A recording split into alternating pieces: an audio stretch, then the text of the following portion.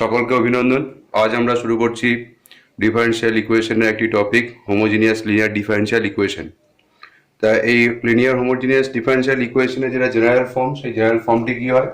X to the power n d n y dx n plus p one x to the power n minus one dn minus one y by dx n minus one plus p2 x to the power n minus 2 dn minus 2y by dxn minus 2 plus dot dot dot dot দিয়ে এর last টার্মটি হয় pny equals to x, যেখানে এই p1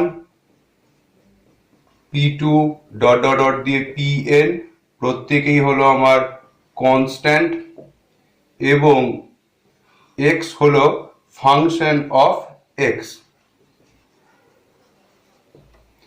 তাহলে এটি হচ্ছে আমাদের হোমোজিনিয়াস লিনিয়ার ডিফারেনশিয়াল ইকুয়েশনের জেনারেল ফর্ম। তা এই যে ইকুয়েশনটি লেখা হলো, এই ইকুয়েশনটিকে অনেক ক্ষেত্রে বলা হয়ে থাকে কচি ইউলার ইকুয়েশন।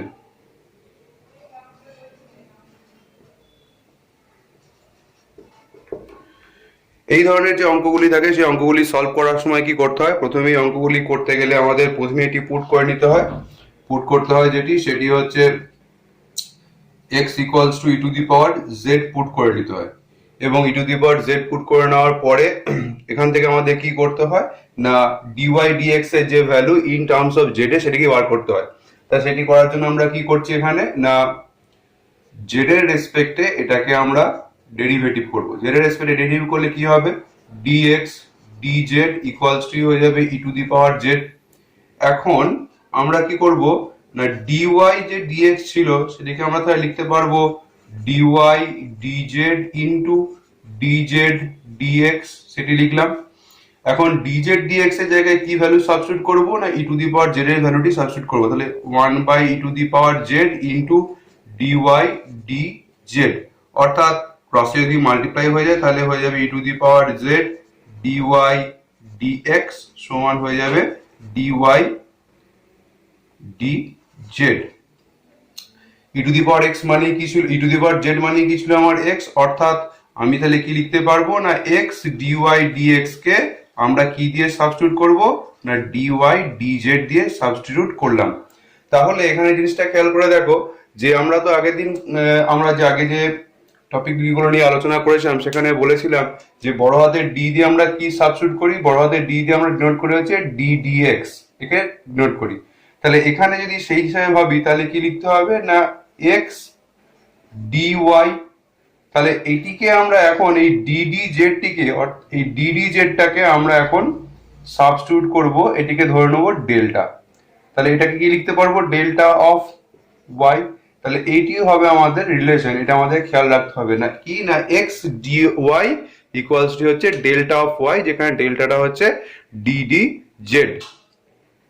এখন একই পদ্ধতিতে যদি আমরা এগিয়ে যাই তাহলে এখান থেকে আরো একটা রিলেশন আমরা বার করতে পারবো, সেটি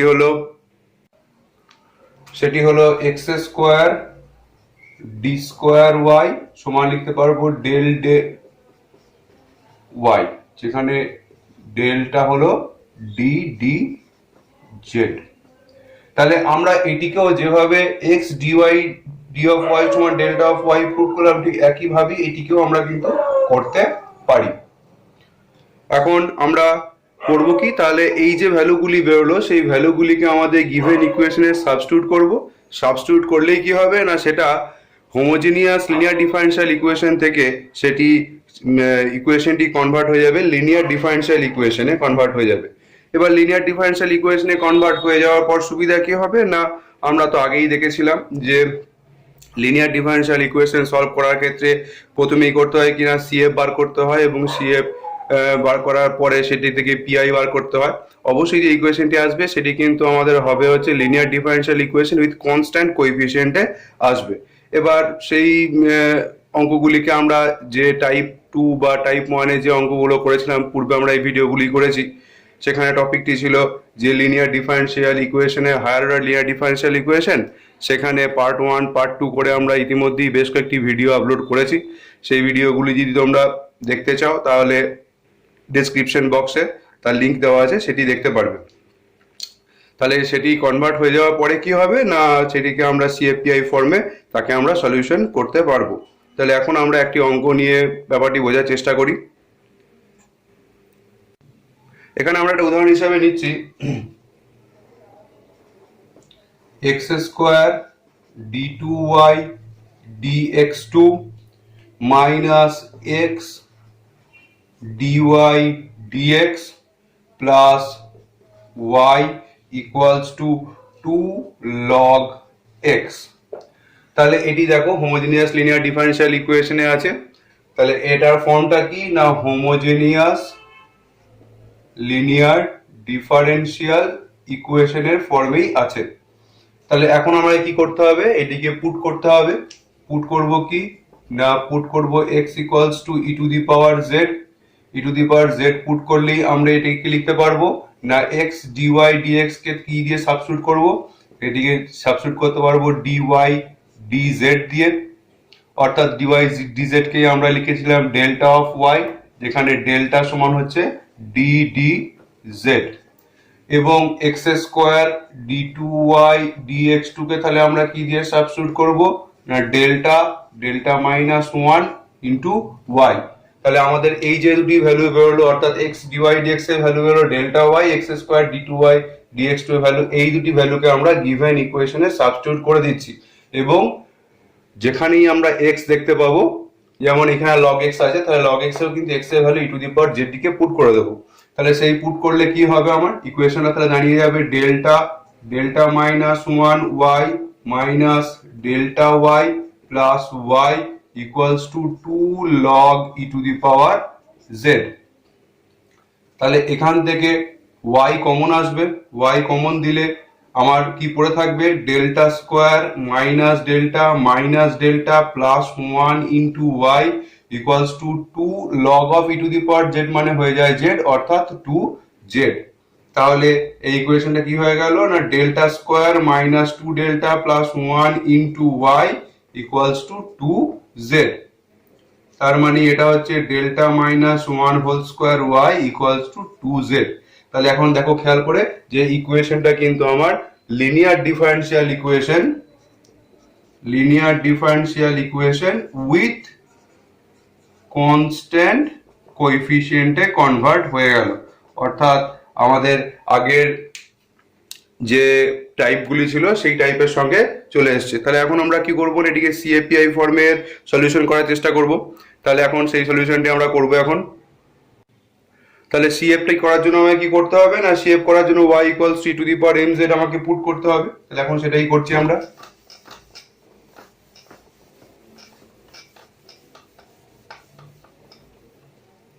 তাহলে কি পুট করব এখানে, put y equals two e to the power mz। তাহলে আমার অক্সিলারি ইকুয়েশনটা কি হয়ে যাবে, অক্সিলারি ইকুয়েশন হয়ে যাবে m মাইনাস 1 তার হোল স্কোয়ার ইকুয়ালস টু 0, অর্থাৎ m এর দুটি ভ্যালু আসবে 1,1। তাহলে CFT হয়ে যাবে c1 plus c2x into e to the power c2z হবে, x এর তো ইকুয়েশনই আমার z এর equation, c2z into e to the power z। তাহলে এখানে কিন্তু রিপিটেড রুট ছিল, সেই জন্য c1 প্লাস c2z এসেছিল আমার। এবার আমরা কি করব না, এখানে এই z এর জায়গায় ভ্যালুটি পুট করে দেবো। e to the power z এর যে ভ্যালু কি ছিল, e to the power z এর ভ্যালু ছিল হচ্ছে আমার x এবং z এর ভ্যালু ছিল log x। তাহলে সেটি পুট করলে কি হয়ে যাবে না c1 plus c2 log x into x। তাহলে এটি হলো আমার সিএফ পার্টের সলিউশন। এবারে আমরা এর পিআই পার্টে আসি। তাহলে পিআই পার্ট করতে গেলে কি করতে হবে, 1 বাই ডেল্টা মাইনাস 1 তার হোল স্কোয়ার ইন্টু 2z। তাহলে 1 বাই এটিকে লিখতে পারবো 1 মাইনাস ডেল্টা তার হোল স্কোয়ার ইন্টু 2z। এটা অ্যালজেব্রিক ফাংশন রয়েছে, তাহলে পাওয়ারটাকে মাইনাসে তুলতে হবে। তাহলে 1 minus delta of minus 2 into 2z সমান তাহলে কি করতে পারবো আমরা, সমান তাহলে এইখান থেকে এবার a minus x whole to the power minus n এর ফর্মুলায় ফেলবো। তাহলে সেই ফর্মুলা অনুযায়ী ফেললে কি হয়ে যাবে না 1 plus 2 delta plus dot dot যদি চলতে থাকবে ইন্টু 2z, 1 ইন্টু 2z মানে হয়ে যাবে 2z plus 2 delta of 2z, অর্থাৎ 2z কে z এর রেসপেক্টে একবার ডেরিভেটিভ করলে হয়ে যাবে 2 ইন্টু 2, তার মানে হয়ে যাবে 2 ব্র্যাকেটে z প্লাস 2। এখন z এর ভ্যালু কি বার করা ছিল, z এর ভ্যালু ছিল log x, তাহলে 2 ইন্টু log x প্লাস 2। তাহলে এটি কি হলো না এটি হলো আমার পিআই পার্টের সলিউশন। তাহলে আমার কমপ্লিট সলিউশন কি হবে না কমপ্লিট সলিউশন হবে y equals two cf plus pi।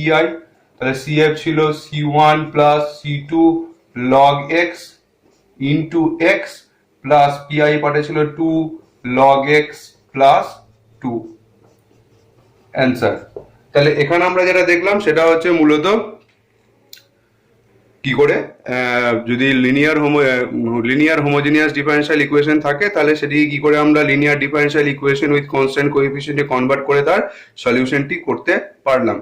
এখন আমরা পরবর্তী আরেকটি এক্সাম্পল নিয়ে আরেকটি অঙ্ক দেখি। তাহলে এখন যে অঙ্কটি আমরা করব সেটি হচ্ছে এই অঙ্কটি আমরা করব।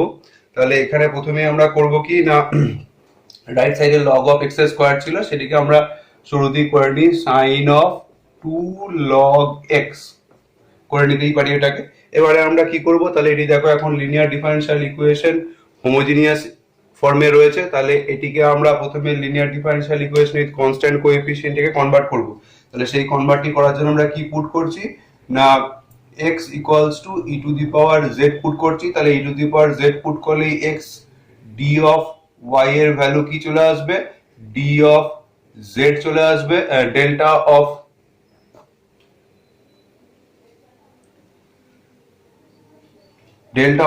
y চলে আসবে, যেখানে ডেল্টা সমান হবে ডি ডি জেড এবং x square d square y তার ভ্যালু হয়ে যাবে ডেল্টা মাইনাস 1 ইন্টু ওয়াই।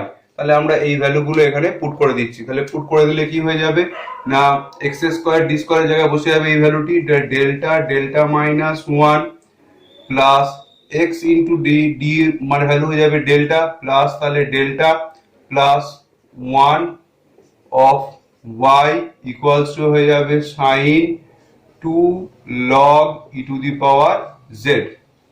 তাহলে এখন এটি ক্যালকুলেশন করলে কি হবে না delta square minus delta plus 1 of y equals to হয়ে যাবে sine 2z e to the power log of e to the power z মানে z হয়ে যায়।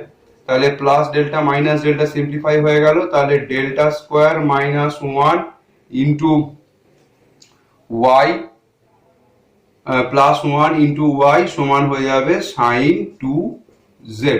এটি এখন আমার কি ইকুয়েশন, এটি হলো linear differential equation with constant coefficient. তাহলে এটিকে করার জন্য আমরা প্রথমে কি করব না CF পার্টের সলিউশন করার জন্য y equals two e to the power mz এর সলিউশন ধরে নেব। তাহলে সেইখান থেকে আমার অক্সিলারি ইকুয়েশন চলে আসবে m square plus 1 equals to 0। তাহলে m এর ভ্যালু আসবে প্লাস মাইনাস i অর্থাৎ কমপ্লেক্স রুট। তাহলে CF এর সলিউশন কি আসবে না c1 cos x plus c2 sin x, x তো নয় এটা z এ আসবে ইকুয়েশন গুলো সবটাই, c1 cos z plus c2 sin z। এখন এবার কি করব না z এর জায়গায় ভ্যালুটা পুট করব। তাহলে কি হবে না c1 cos of log x plus c2 sin of log x। তাহলে এটি হলো CF এর পার্টের সলিউশন। এবার আমরা আসবো তার PI পার্টের সলিউশনে। তাহলে PI পার্টের সলিউশন করার জন্য আমরা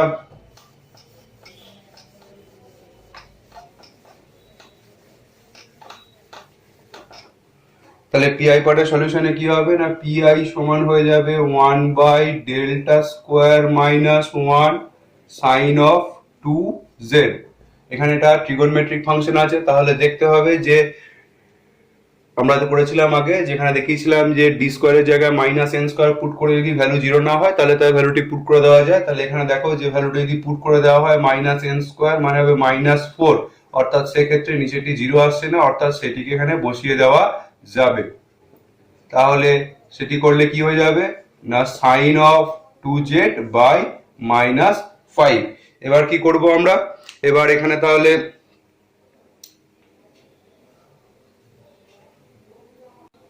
সরি এখানটায় ডেল্টা স্কোয়ার +1 ছিল, তাহলে +1 হবে এটা, তাহলে -3 হবে। তাহলে এবারে কি করব না জেড এর জায়গায় ভ্যালুটি পুট করে দিলে সাইন অফ 2 জেড এর জায়গায় কি ভ্যালু পুট হবে তাহলে log x 2 log x বাই -3। তাহলে কমপ্লিট সলিউশন কি হবে না complete solution y equals to হবে cf প্লাস pi। cf সমান তাহলে কি ছিল না c1 cos log x plus c2 sin log x plus -1/3 sin of 2 log x। তাহলে এটি হলো আমার কমপ্লিট সলিউশন। এখন এর পরবর্তী আমরা আবার একটি অঙ্ক নিয়ে বোঝার চেষ্টা করি কিভাবে আরো ব্যাপারটিকে অনুধাবন করা যায়। এখন আমরা যে অঙ্কটি লিখছি সেটি হলো x প্লাস a তার হোল স্কোয়ার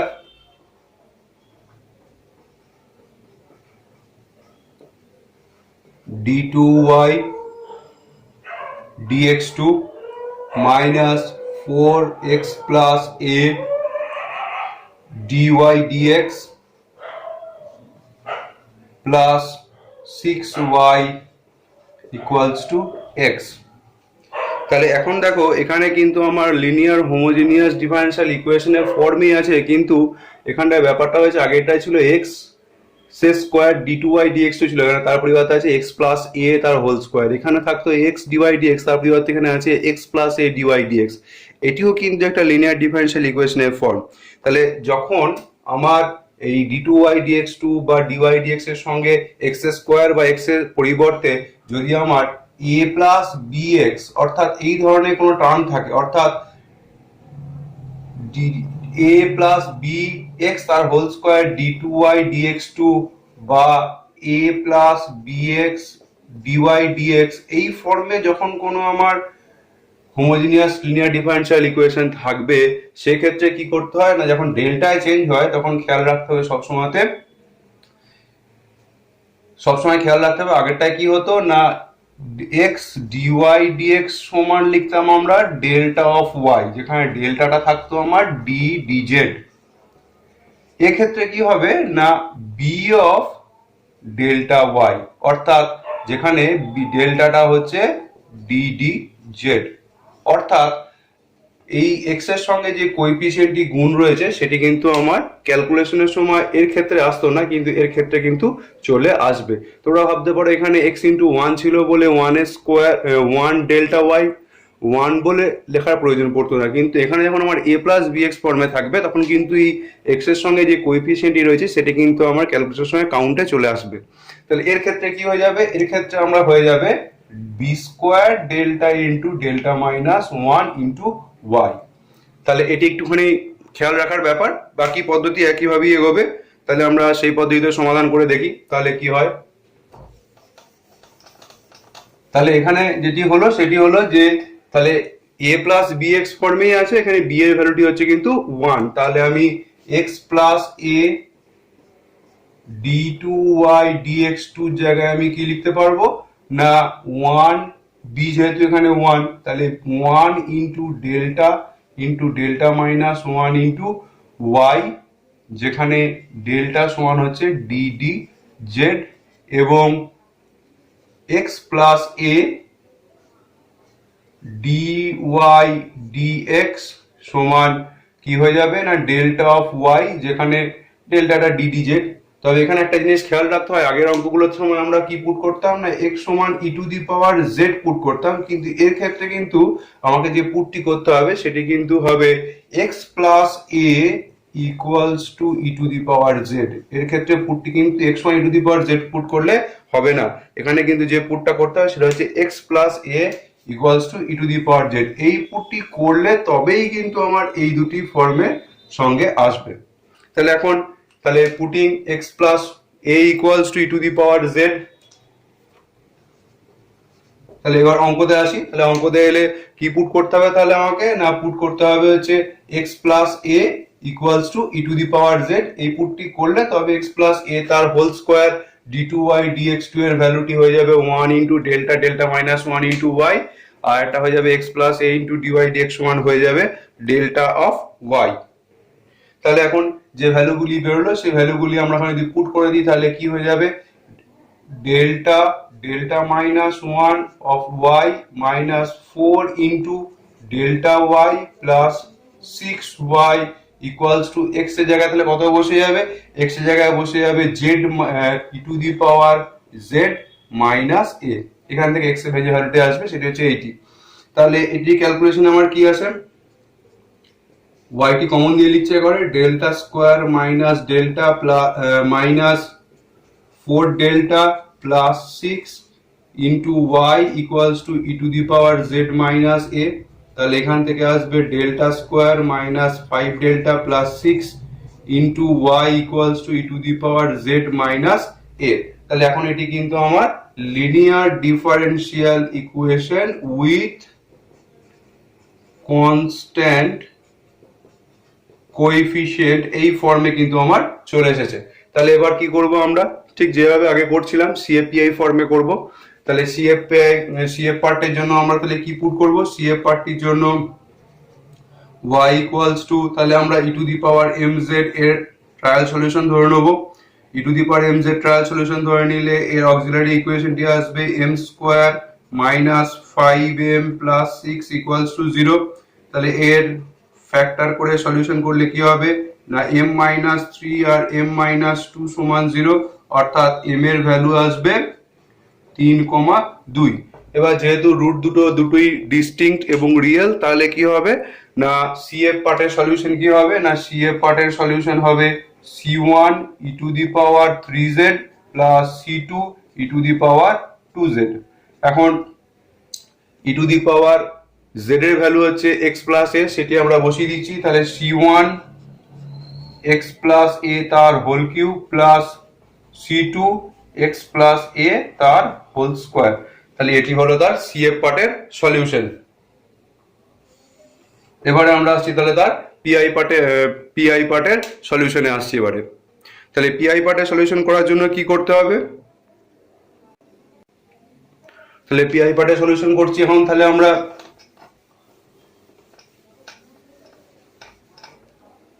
তাহলে পিআই সমান লিখব 1 by delta square minus 5 delta plus 6 into এখানটায় হয়ে যাবে e to the power z minus a. এখন আমরা কি করবো, আমরা প্রতিবেদীকে সেপারেট করে নেবো। সেপারেট করে নিলে কি হয়ে যাবে না 1 by delta square minus 5 delta plus 6 into e to the power z একটা পার্ট হয়ে যাবে, আর একটা পার্ট হয়ে যাবে 1 by delta square minus 5 delta plus 6 into a. তাহলে এখন প্রথম পার্টটি যদি আমরা বসিয়ে দিই, দেখো ই টু দি পাওয়ার জেড ফর্মে রয়েছে। তাহলে e to the power Z ফর্মে থাকলে এক্সপোনেনশিয়াল ফর্মের ক্ষেত্রে কি হয় না ডেল্টার জায়গায় e to the power alpha x এ আলফার ভ্যালুটি বসাতে হয়। তাহলে এখানে যেহেতু 1 আছে তাহলে 1 বসালে দেখো নিচের পার্টটি 0 হচ্ছে না, অর্থাৎ এক্ষেত্রে কিন্তু আমরা ভ্যালুটি বসিয়ে দিতে পারবো। তাহলে e to the power z by 1 minus 5z plus 5 plus 6 minus, এবার এই পার্টটিতে আসছি। এই পার্টটি করার জন্য যেহেতু কনস্ট্যান্ট রয়েছে তাহলে কনস্ট্যান্টটিকে বাইরে নিয়ে আসছি এবং ভিতর থেকে 6 কমন দিয়ে নিচ্ছি লিখ থেকে।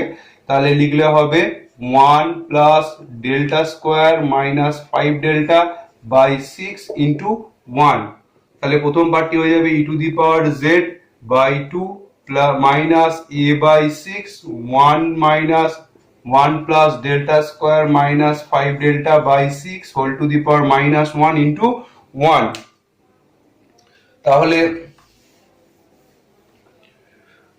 তাহলে কি হবে না e to the power z by 2 minus a by 6 into 1 minus delta square minus 5 delta by 6 plus dot dot dot dot দিয়ে চলতে থাকবে ইন্টু 1। এখন e to the power z by 2 minus a by 6, 1 এর সঙ্গে 1 গুণ হলে 1। এবারে পরবর্তী পার্ট ডেল্টা স্কোয়ার অর্থাৎ কনস্ট্যান্টকে দুবার ডেরিভেটিভ করলেও 0 হবে। পরবর্তী প্রত্যেকটি পার্টে কিন্তু তার কি চলে আসবে না 0 চলে আসবে। এখন আমরা কি করবো এবারে এখানে তাহলে সিএফ পার্টের সলিউশন চলে এসেছে আমাদের। তাহলে CF A E to the power Z এর জায়গায় ভ্যালুটি পুট করে দেবো। ই টু দি পাওয়ার জেড এর জায়গায় ভ্যালু পুট করলে হবে x plus a by 2 minus a by 6। তাহলে এর কমপ্লিট সলিউশন কি হবে না কমপ্লিট সলিউশন হবে y equals to CF plus PI.